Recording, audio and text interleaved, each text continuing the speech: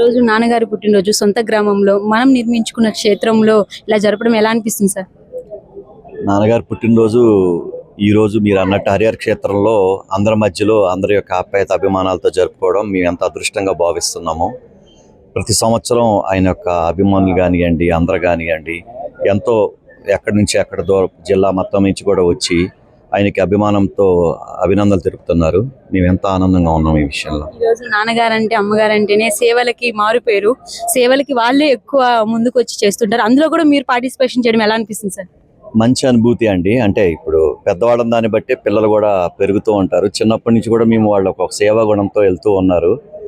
అదే బాటలో మేము ముందర వెళ్తూ ఆ సేవ చేయడం వల్ల ఎంతో ఆత్మతృప్తి ఉంటుంది, ఎంతో ఆనందంగా ఉంటుంది. నలుగురికి మనం సంపాదించే దానిలో ఒక పావలైనా సేవకు ఖర్చు పెట్టాలనే ఒక దాంతోనే మా నాన్నగారు చేస్తున్నారు. అదే బాటలో మేము ముందరికి వెళ్తాము. రాష్ట్ర వ్యాప్తంగా ఆరవేసి సంఘం వాళ్ళు వచ్చి ఈ ఏడుకలు జరుపుతున్నారు, ఎలా అనిపిస్తుంది సార్?